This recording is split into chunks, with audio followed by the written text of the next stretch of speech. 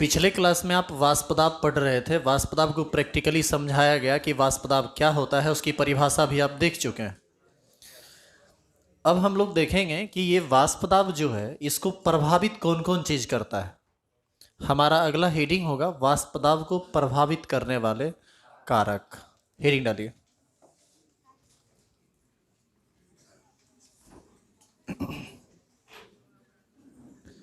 वाष्प दाब को प्रभावित करने वाले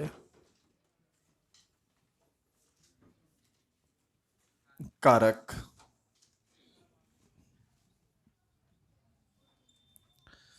फैक्टर अफेक्टिंग वेपर प्रेशर।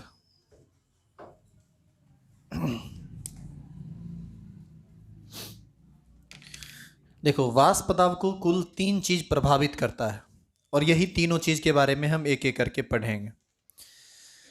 सबसे पहला चीज है अंतर आणविक आकर्षण बल।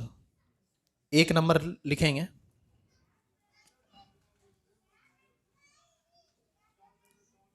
अंतर आणविक आकर्षण बल।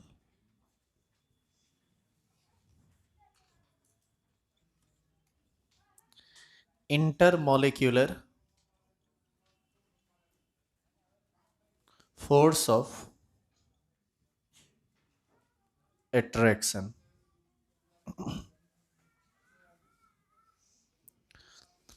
देखो, ये चीज प्रभावित तो खैर बाद में करेगा, पहले हमारे लिए यह जानना बहुत जरूरी है कि ये अंतर आणविक आकर्षण बल होता क्या है।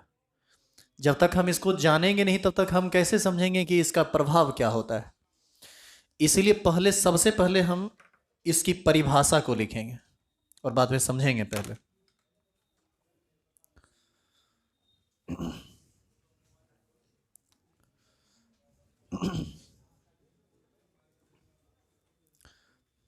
लिखेंगे नीचे एरो देके, उतारिए।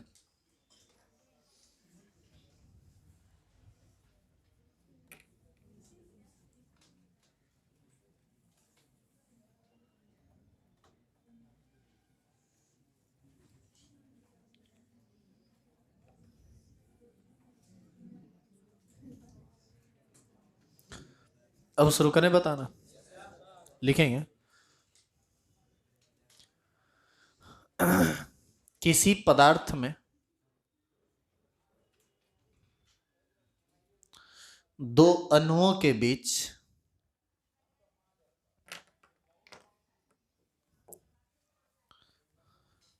लगने वाले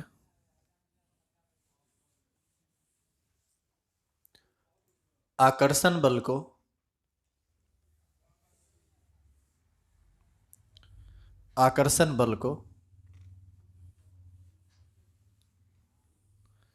अंतर आणविक आकर्षण बल, अंतर आणविक आकर्षण बल कहते हैं। अंतर आणविक आकर्षण बल कहते हैं। लिख लिए। समझिए पहले आप इसको, ये क्या है। जैसे आप एक बर्तन में जल लेते हैं तो जल का जो मॉलिक्यूलर फॉर्मूला होता है वो H2O ही होता है ना। तो H2O का ये एक अणु हुआ, H2O का ये दूसरा अणु, H2O का ये तीसरा अणु, चौथा, पांचवा, छठा, सातवां, अरबों खरबों अणु इसमें होगा। आप सबको पता होगा कि ऑक्सीजन और हाइड्रोजन के बीच वैद्युत ऋणात्मकता में बहुत बड़ा अंतर है। हाइड्रोजन की वैद्युत ऋणात्मकता कम होती है और ऑक्सीजन की अधिक होती है। तो यहाँ पर पार्शियल नेगेटिव चार्ज क्रिएट होगा और यहाँ पर पार्शियल पॉजिटिव चार्ज क्रिएट होगा। फिर यहाँ पर पार्शियल नेगेटिव, यहाँ पर पार्शियल पॉजिटिव, इसमें भी partial positive, partial negative, partial positive, इस तरह से क्रिएट होगा। यहाँ भी partial negative, partial positive, partial positive, partial negative. अब एक चीज़ गौर कीजिए आप, हर अणु पर पार्शियल नेगेटिव और पार्शियल पॉजिटिव चार्ज है। तो आपको ऐसा नहीं लगता है कि इस अणु का ये पार्शियल नेगेटिव इस अणु के पार्शियल पॉजिटिव के साथ अट्रैक्ट होगा, क्योंकि अपोजिट नेचर के चार्ज आपस में आकर्षित होते हैं। तो ये अणु इसको पकड़ लेगा, ये इसको पकड़ लेगा, ये इसको पकड़ लेगा, सब आपस में एक दूसरे को पकड़ लेगा, सब एक दूसरे को आकर्षित करेगा। तो ये दो अणु के बीच लगने वाला जो ये आकर्षण बल है, यही आकर्षण बल कहलाता है अंतर आणविक आकर्षण बल। अंतर का मतलब होता है अलग अलग, आणविक का मतलब अणु, यानी अलग अलग अणु के बीच लगने वाले आकर्षण बल ही क्या कहलाते हैं? अंतर आणविक आकर्षण बल। आई बात समझ में?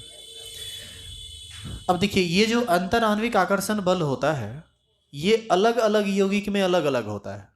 जैसे जल है तो इसका अंतर आणविक आकर्षण बल कुछ और होगा, पेट्रोल है तो वहाँ पर दो अणु के बीच लगने वाला आकर्षण बल कुछ और होगा, एल्कोहल है तो एल्कोहल के बीच लगने वाला अंतर आणविक आकर्षण बल कुछ और होगा, मतलब अलग अलग होगा। यानी हम कह सकते हैं कि अलग अलग पदार्थ में अंतर आणविक आकर्षण बल भी अलग अलग होता है। अब थोड़ा ध्यान से सुनिएगा इसका कंसेप्ट, इसको हम वेपर प्रेशर से कैसे जोड़ेंगे। अंतराण्विक आकर्षण बल समझ में आया? अब देखिए ये कैसे वेपर प्रेशर को प्रभावित करता है, सो देखिए। आप सोचिए कि ये जितना मॉलिक्यूल, ये एक मॉलिक्यूल है, ये दूसरा मॉलिक्यूल है, ये तीसरा मॉलिक्यूल है, ये चौथा मॉलिक्यूल है, और ये सब लगातार घूम रहा है। ये इधर से इधर टकराया, इधर से इधर, इधर से इधर, इधर से इधर, जहां तहां घूम रहा है। अब जरा बताइए कि यदि एक मॉलिक्यूल दूसरे को, दूसरा तीसरे को, तीसरा चौथे को, पांचवा को, सबको आपस में एक दूसरे के साथ पकड़ ले, तो ये जो मूवमेंट है ये बढ़ेगा या घटेगा? बढ़ेगा या घटेगा? ये घटेगा। मूवमेंट बढ़ेगा नहीं। आपका हाथ पैर सब एक दूसरे से, सब एक दूसरे को पकड़ लो तो क्या मूवमेंट बढ़ जाएगा आपका?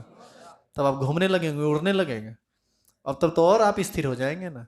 तो ये आकर्षण बल जितना ज्यादा होगा, यानी अंतर आणविक आकर्षण बल जितना ज्यादा होगा, इसकी गति उतनी ही कम होगी। और गति यदि कम होगी तो इधर से इधर टकराया, इधर से इधर टकराया, तो आपको नहीं लगता है कि इसके सरफेस के को छोड़ने का जो चांस है वह घट जाएगा? बोलिए, यदि गति कम रहेगी तो सरफेस को छोड़ने का चांस घट जाएगा। तो ऐसी स्थिति में हम कह सकते हैं कि यदि आकर्षण, अरे सीधी सी बात है, आकर्षण बल अधिक रहेगा तो भागने देगा ही नहीं, और आकर्षण बल कम रहेगा तो इजीली निकल सकता है। अरे कोई उसको पकड़ रहा ही नहीं तो भागेगा। तो यहां से एक सिंपल सा फंडा है कि यदि अंतर आणविक आकर्षण बल अधिक होगा तो उसका वाष्प बनने का चांस कम होगा, और वाष्प बनने का चांस कम होगा यानी वाष्प कम बनेगा तो वाष्प दाब भी कम होगा। इसका सीधा मतलब ये हुआ कि अंतर आणविक आकर्षण बल और वाष्प दाब के बीच उल्टा संबंध है। उल्टा संबंध का मतलब एक के बढ़ने से दूसरा घटेगा और घटने से दूसरा बढ़ेगा। आई बात समझ में? तो ऐसी स्थिति में हम कह सकते हैं कि किसी भी द्रव का वाष्प दाब अंतर आणविक आकर्षण बल के व्युत्क्रमानुपाती क्रमानुपाती होता है। व्युत्क्रमानुपाती क्रमानुपाती का ही ना मतलब उल्टा संबंध होता है। समानुपाती कह देते तो वो सीधा हो गया। सीधा समानुपाती का मतलब बढ़ेगा, बढ़ने से बढ़ता है, घटने से घटता है, जबकि यहाँ तो उल्टा हो रहा है, घटने से बढ़ रहा है, बढ़ने से घट रहा है। तो इस प्रकार से आपको समझ में आया कि कैसे ये असर डाल दिया वाष्प दाब पर। नीचे एरो देंगे और लिखेंगे द्रव का वाष्प दाब,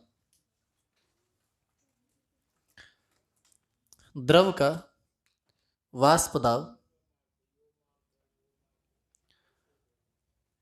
अंतर आणविक आकर्षण बल, अंतर आणविक आकर्षण बल का व्युत्क्रमानुपाती क्रमानुपाती होता है। अंतर आणविक आकर्षण बल का व्युत्क्रमानुपाती क्रमानुपाती होता है। अंतर आणविक आकर्षण बल का व्युत्क्रमानुपाती क्रमानुपाती होता है। कोई दिक्कत नहीं ना इसमें? अच्छा एक बात बताइए, अलग अलग द्रव का अंतर आणविक आकर्षण बल अलग अलग होगा तो सीधा सा बात है कि अलग अलग द्रव का वाष्प दाब भी अलग अलग होगा, नीचे रो देंगे और लिखेंगे। अलग अलग द्रव का अलग अलग द्रव का अंतर आणविक आकर्षण बल, अंतर आणविक आकर्षण बल अलग अलग होता है।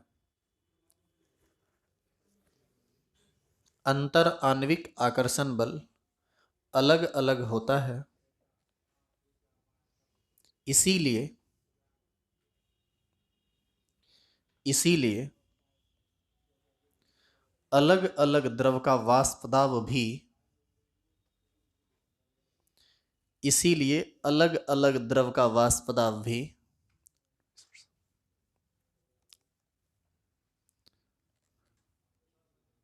अलग अलग होता है।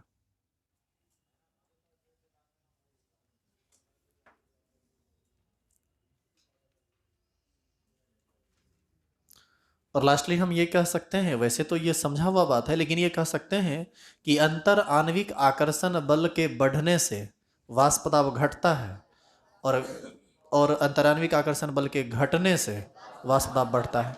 हालांकि ये बात आप लिख चुके हैं, वो जो व्युत्क्रमानुपाती जो आप लिखे हैं, इसका तो यही मतलब बनता है। तो आप कोई एगो बात लिख लीजिए, दूसरा बात अपने आप समझ में आ जाएगा। हो सकता है कुछ लोगों को वो उस भाषा में नहीं समझ में आता हो। एरो देंगे और लिखेंगे। अंतर आणविक आकर्षण बल के बढ़ने से अंतर आणविक आकर्षण बल के बढ़ने से अंतर आणविक आकर्षण बल के बढ़ने से द्रव का वाष्प दाब घटता है। द्रव का वाष्प दाब घटता है।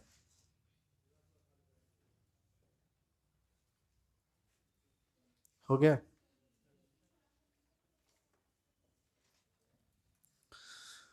वाष्प दाब अब समाप्त हुआ है, क्योंकि वाष्प दाब समझ गए, वाष्प दाब को प्रभावित करने वाले कारक समझ गए। अब इसमें कुछ बचा हुआ नहीं है। नहीं सॉरी, गड़बे बोल दे। एक को अभी लिखे हैं, अभी लिखो, पहले और है। अभी हमको लगा पूरा समाप्त हो गया। लिखिए दूसरा, ताप का प्रभाव। हाँ जी, हेडिंग लिखिए 2 नंबर में। 1 नंबर में लिखिए ना अंतराण्विक आकर्षण बल, दूसरा लिखेंगे ताप। ताप का प्रभाव लिख दीजिए।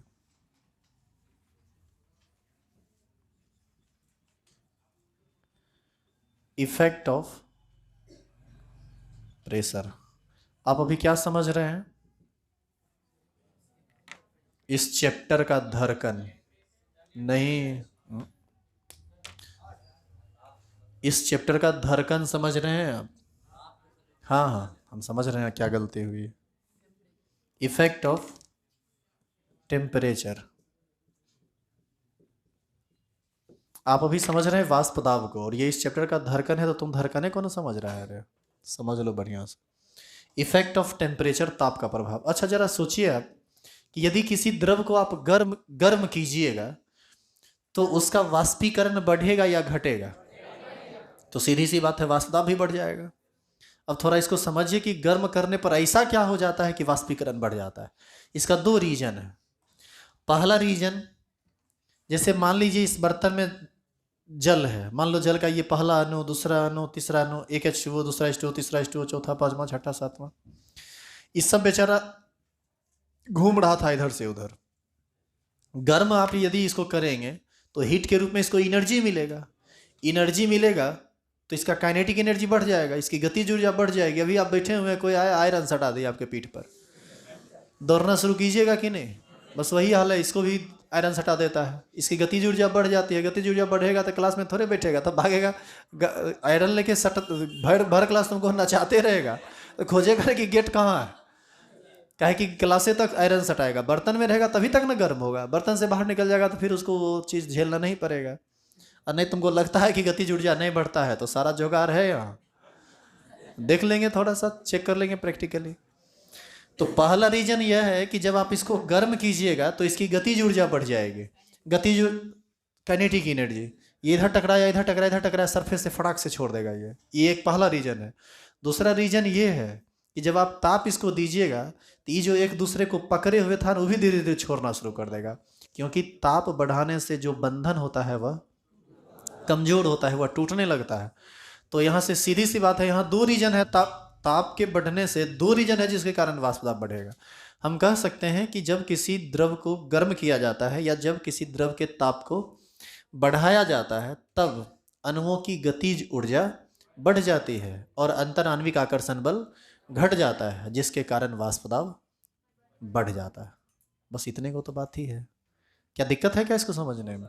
इसमें कोई फिगर की जरूरत नहीं है, आप डायरेक्ट इसको लिखिए, एरो दीजिए, लिखिए, लिखेंगे। जब किसी द्रव के ताप को बढ़ाया जाता है, जब किसी द्रव के जब किसी द्रव के ताप को बढ़ाया जाता है तो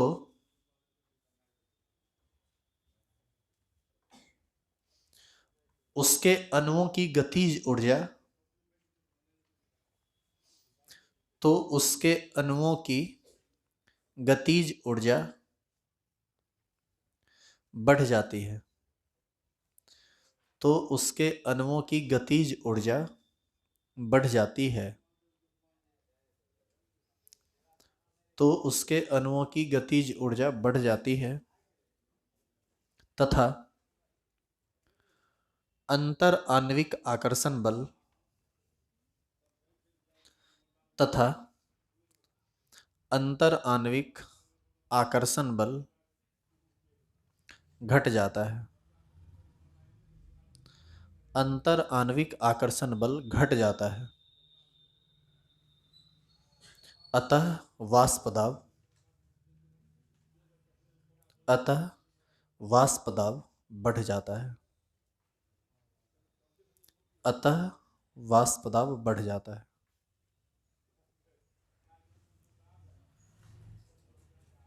हो गया?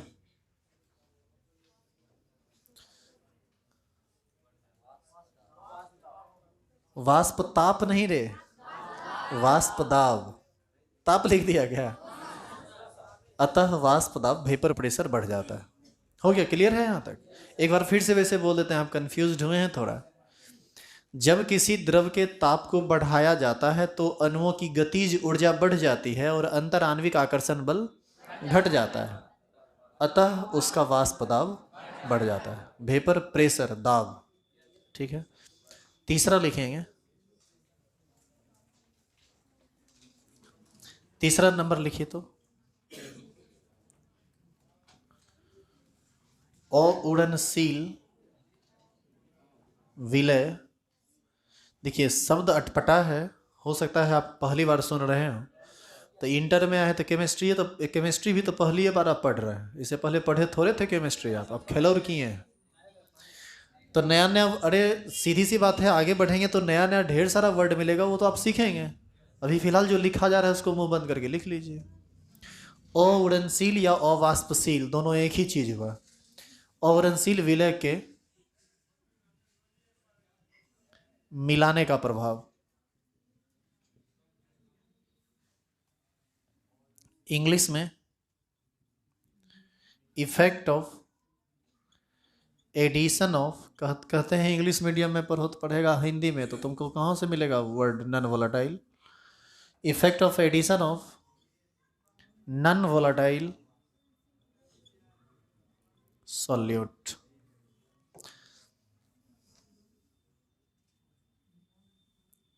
अपना हिंदी ही बहुत अच्छा है।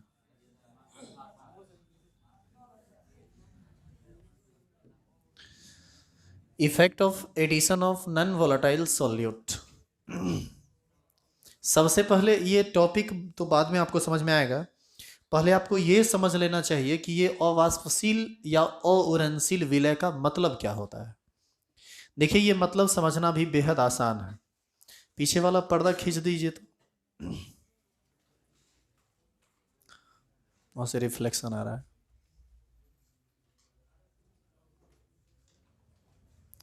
देखो यहाँ इसको थोड़ा प्रैक्टिकली समझिए। साइंस को प्रैक्टिकली समझना बहुत आसान होता है, इसलिए हम बार बार प्रैक्टिकल वर्ड का यूज करते हैं। 2 गिलास लीजिए आप। देखिए हम प्रैक्टिकल आपको सिर्फ इमेजिनेशन कराते हैं, लेकिन आप महसूस कीजिएगा कि जब आप इमेजिनेशन करते हैं तो आपको वो सब चीज़ होता हुआ प्रतीत होगा कि हाँ वो हो रहा है, वो चीज़ घट रहा है। यही साइंस होता है, इसी चीज़ से लोग समझ। अच्छा, आदमी मंगल ग्रह पर कभी तो गया नहीं, लेकिन फिर भी जाने का सोच रहा है, भेज दिया यान वगैरह। यदि कल्पना नहीं करता तो जा पाता क्या? इसीलिए कल्पना करना बहुत जरूरी है। तो समझो कि तुम IAS IPS बन गया है, तभी बनेगा, नहीं तो नहीं बनेगा। अरे जो सपना ही नहीं देख सकता है उसका साकार कौन चीज होगा? इसीलिए सपना में जिए, कल्पना कीजिए। देखिए इधर 2 गिलास लेते हैं और दोनों गिलास में थोड़ा थोड़ा पानी ले लेते हैं, ठीक है।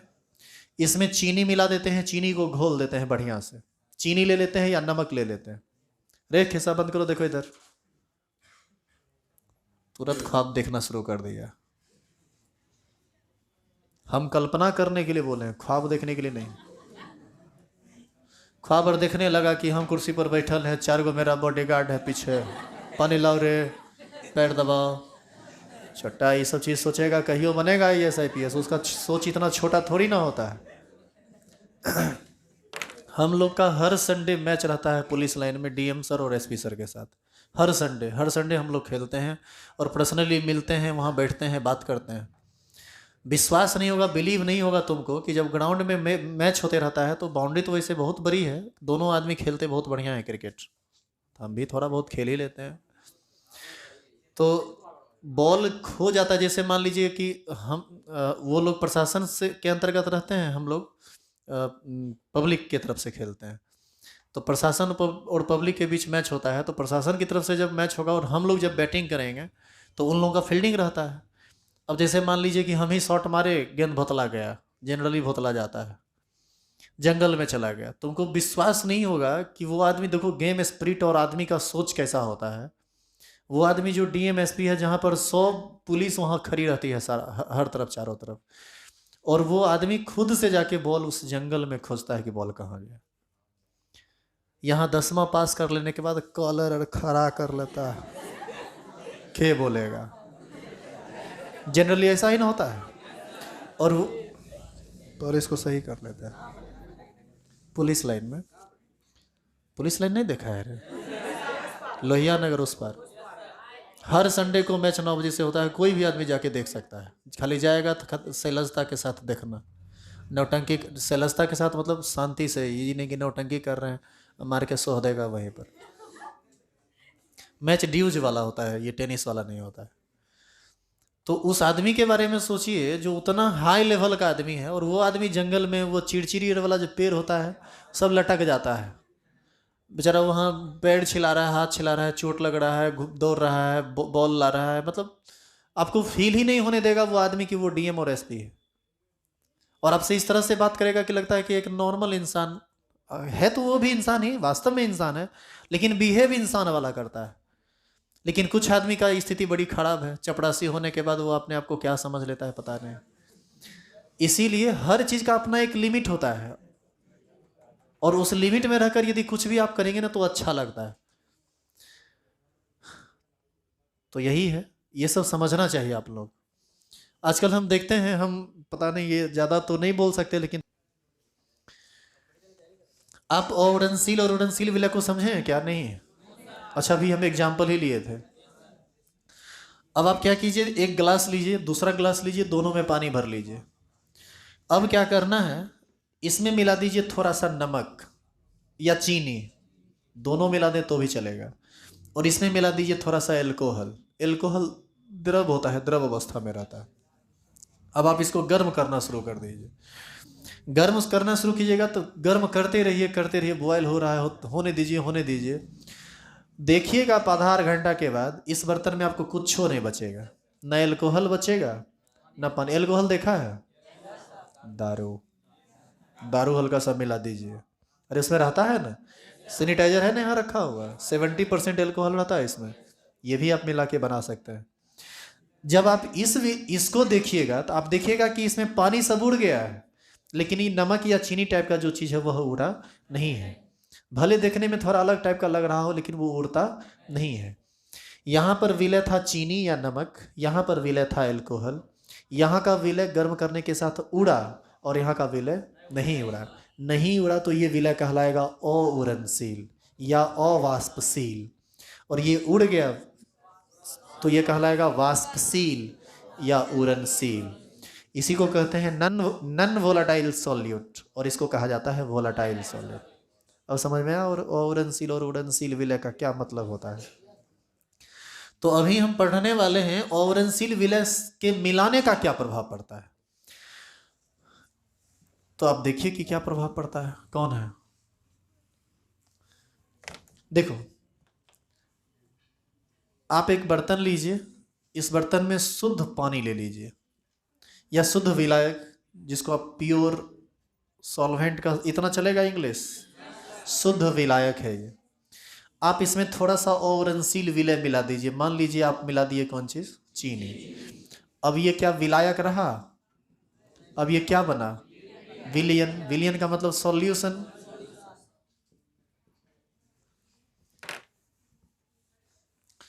हमने आपको कल कहा था कि हर द्रव का अपना कुछ ना कुछ वाष्प दाब होता है। आपको याद है ये चीज? यह भी एक द्रव है और यह भी द्रव ही है। अरे मिल गया तो द्रवे है ना ये।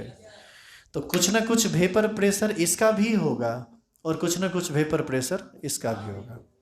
ध्यान रखेंगे, शुद्ध विलायक के वाष्प दाब को या शुद्ध द्रव के वाष्प दाब को हम हमेशा इंडिकेट करते हैं पी नॉट से। यानी पी नॉट को हम पढ़ेंगे शुद्ध द्रव या शुद्ध विलायक का वाष्प दाब, और इसके वेपर प्रेशर को हम लोग इंडिकेट करते हैं पी एस से। पी एस क्या है? विलियन का वाष्प दाब। अब आप बताइए कि पी नॉट और पी एस में कुछ अंतर होगा या दोनों बराबरे होगा? अंतर होगा। अंतर होगा मतलब कोई बड़ा होगा और कोई, बताइए कौन बड़ा होगा और कौन छोटा होगा? पी नॉट बड़ा होगा और पी एस छोटा होगा। हाँ, मेन मुद्दा तो यहाँ है कि कैसे। समझिए, जब आप शुद्ध पानी लिए थे तो ये थोड़ा पतला होगा, और जब आप उसमें चीनी मिला देंगे तो ये थोड़ा गाढ़ा हो जाएगा। गाढ़ा हुआ का है? गाढ़ा कोई चीज़ कब होता है? डेंसिटी कब बढ़ती है? जब चीज़ें आपस में सट जाए, कम जगह में अधिक चीज़ एडजस्ट हो जाए, तभी ना। होता क्या है कि जब आप पानी में नमक या चीनी मिलाते हैं तो नमक या चीनी पानी को और अपनी तरफ आकर्षित कर लेता है, पहले की तुलना में और ज़्यादा आकर्षित कर लेता है। आकर्षित यदि ज़्यादा करेगा तो इंटरमॉलिक्यूलर फोर्स ऑफ अट्रैक्शन बढ़ गया। इंटरमॉलिक्यूलर फोर्स ऑफ अट्रैक्शन बढ़ गया तो उसके वाष्पीकरण का जो दर होगा वह घट जाएगा। तो इसका वाष्प दाब ज़्यादा बनेगा, इसका वाष्प दाब कम बनेगा। आप यदि प्रैक्टिकली देखना चाहते हैं तो सरफेस पर, फर्श पर पानी छींट दीजिए और उड़ने का इंतजार कीजिए। देखिए कितना देर में उड़ता है। और फिर उसी फर्श पर उसी पानी का शरबत बना के छींट दीजिए। देखिए कौन उड़ता है पहले? कौन उड़ेगा पहले? पानी उड़ जाएगा। शरबत तो बहुत दिन तक रह जाता है, उड़बे नहीं करेगा, क्योंकि उसका वाष्प दाब जो है घट गया है, उसके वाष्पीकरण का दर जो है वह घट गया है। अब आपको प्रैक्टिकली समझाते हैं कि कैसे ये आकर्षण बल बढ़ गया या घट गया। देखो, पहली स्थिति में क्या था कि H2O और H2O के बीच आकर्षण हो रहा था। आप याद कीजिए, यहाँ पर पार्शियल निगेटिव पॉजिटिव चार्ज था और यहाँ पर पार्शियल पॉजिटिव चार्ज। हाँ देखो, निगेटिवे है, तो ये दोनों एक दूसरे को आकर्षित कर रहा था। लेकिन जब आप इसमें नमक डाल दिए, यानी Na+ न डाल दिए, जब आप Na+ डाल दिए तो अब देखो इधर, अब ये निगेटिव और ये पॉजिटिव आपस में अट्रैक्ट होगा कि नहीं? पहले पार्शियल पॉजिटिव पार्शियल निगेटिव के साथ अट्रैक्ट हो रहा था, लेकिन अब कंप्लीट पॉजिटिव पार्शियल निगेटिव के साथ अट्रैक्ट हो रहा है। आपको नहीं लगता कि पार्शियल पॉजिटिव से ज़्यादा पॉजिटिव हेवी डेंसिटी वाला चार्ज है ये? अरे पार्शियल पॉजिटिव का मतलब आंशिक रूप से धनावेश, और ये पूर्ण रूप से धनावेश, तो यहाँ ज़्यादा ना आकर्षण होगा। तो यहाँ की तुलना में यहाँ ज़्यादा आकर्षण होगा। ये मॉलिक्यूल आपस में सट जाएगा, और सट जाएगा तो इसको घूमने के लिए देगा ही नहीं फ्रीली, और उस हिसाब से वाष्प दाब भी ज़्यादा नहीं होगा। तो यहाँ से हम कह सकते हैं ये बात कि जब किसी शुद्ध विलायक में या शुद्ध द्रव में अउरणशील विलय मिलाया जाता है तो उसका अंतर आणविक आकर्षण बल बढ़ जाता है, जिसके कारण वाष्प दाब घट जाता है। और दूसरा बात, शुद्ध विलायक का वाष्प दाब उसके विलियन के वाष्प दाब से हमेशा अधिक होता है। बस इतने बात। अब जाके वाष्प दाब पूरी तरह खत्म हुआ है। इस फिगर को जल्दी से उतार के एक लाइन लिख लीजिए। तो उतारिए, पहले फिगर उतारिए, जो लिखा हुआ है एग्जैक्ट वैसे ही लिखिए, कोई डिफिनेशन नहीं। जो उतारने बोला गया उतारिए, हर चीज का डिफिनेशन ही नहीं होता है। ये नहीं लिखिएगा बाद में समझे में नहीं आएगा। पी नोट को कहेंगे vapour pressure of pure solvent, और इसको हम लोग कहेंगे वेपर प्रेशर ऑफ सॉल्यूशन। इसको हिंदी में लिखने की जरूरत तो नहीं है। शुद्ध विलायक का वाष्प दाब, विलियन का वाष्प दाब।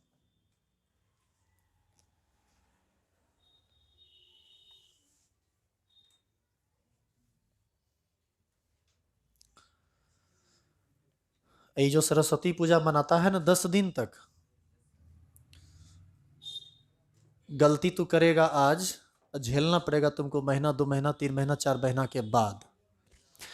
और जिस दिन धराएगा कि तुम उस दिन अब्सेंट किया था, खलरी उतार देंगे, बता देते हैं।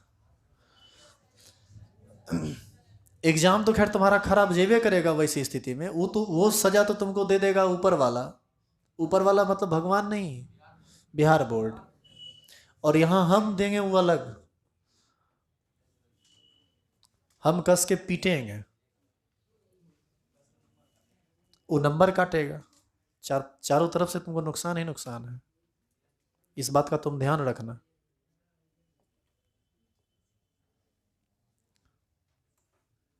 इसका जो स्टेटमेंट है वो कल लिखा देंगे क्या? आज लेट हो रहा है, कल लिखा देंगे इसको। लेकिन याद दिला दीजिएगा कि लिखाना बाकी है। हालांकि ये टॉपिक अब समाप्त हो गया है, कल हम लोग नया टॉपिक समझेंगे। नहीं